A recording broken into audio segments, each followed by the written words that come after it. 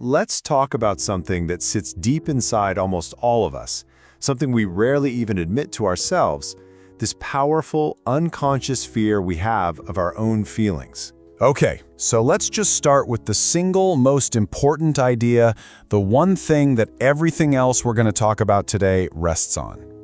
If you take away just one thought, let it be this: the door to our feelings is one. So where does a fear like this even come from? Well, here's the thing. We're not born with it. Not at all. It's something we are taught. And those lessons start very, very early. Think about it. From the time we're little kids, we get these messages that our emotions are a problem. A kid's crying is seen as a bother. A kid's laughter is too loud, maybe a bit silly. Anything that's too much emotion gets shut down. And look, I learned this firsthand. I remember being 6 and my father telling me I must have tears in my pocket because I cried so easily. A few years later, a teacher said my poetry reading was exaggerated and made me do it again, but this time, without all the feeling. So I learned to dial it all way down. And then, a whole generation later, I saw the exact same thing happen with my own son at his school. His expressiveness, it just wasn't welcome. Which really makes you wonder, right? Why?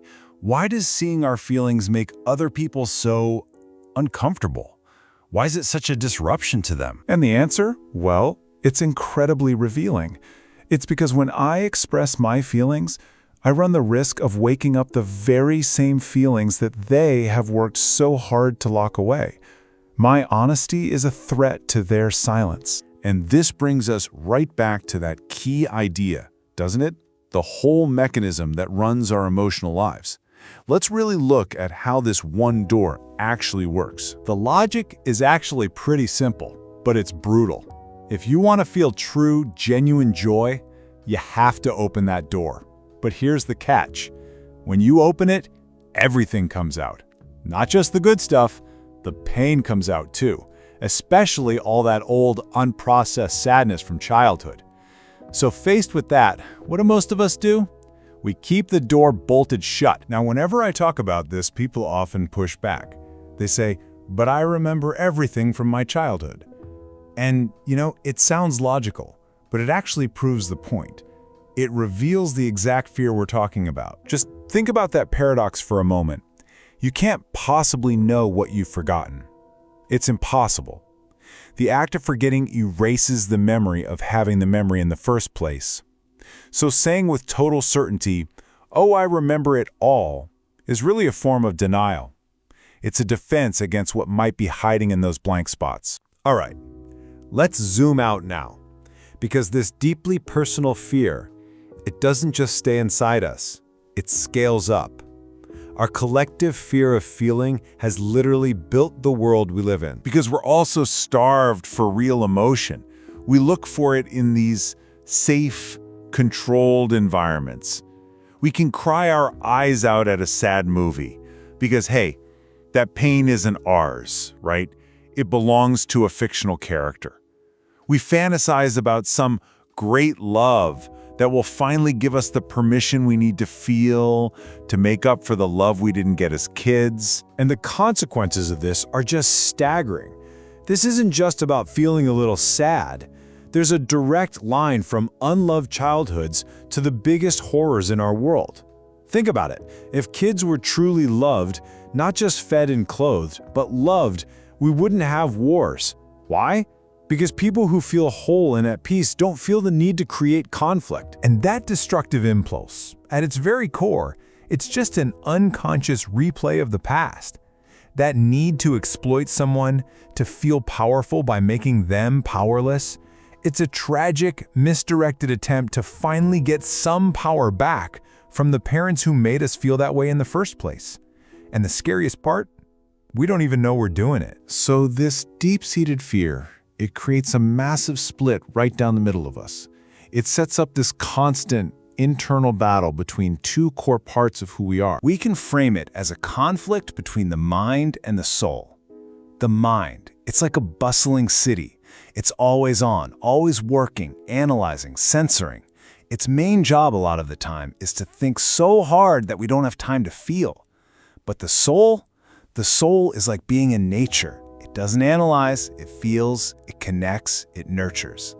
And that constant noise from the mind, it just devastates the soul, while the quiet of nature is what allows it to heal. And the difference between these two states is, well, it's everything. One is just an exhausting distraction, all aimed at feeling numb. The other is a deep, profound restoration. We literally work all day not to think, to keep our minds too busy to feel. But when we're in nature, the mind can finally go quiet. And that's when the feelings are allowed to come to the surface. So what if we actually do it? What happens when we finally stop running? When we find the courage to turn that key and swing open that one door? Well, as long as that door is locked, we aren't really experiencing reality. We're just observers. We're watching our own lives play out like a movie. And other people, they aren't real, living beings we're connected to.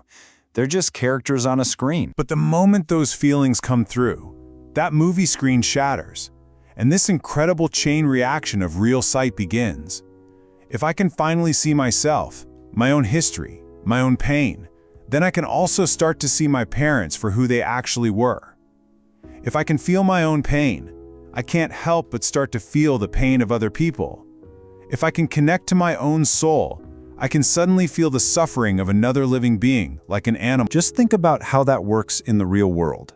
How can I eat an animal if I can genuinely feel its pain? The answer is, I can't. It stops being a thing, a product on a shelf, and it becomes a being. Empathy becomes universal. Because, like we said, the door is one. And yet, everything around us pushes us in the exact opposite direction. Our society, and even a lot of religious traditions, they praise detachment. We're actually encouraged to develop a kind of emotional anesthesia, to feel a sort of distant compassion for others from up on high, instead of a real, messy connection with them down here on the ground. And that leaves us with the ultimate choice, doesn't it? It's the path of detachment versus the path of participation. It's the huge difference between saying, I feel for you, and truly meaning, I feel with you. It is the choice between a life of anesthesia and a life of authentic feeling, between inhumanity and our shared humanity. So I'll leave you with that to think about. A question to ask yourself. When you look at your own life, your choices, your fears, which one is it? Which life are you really living? A life of anesthesia or a life of feeling?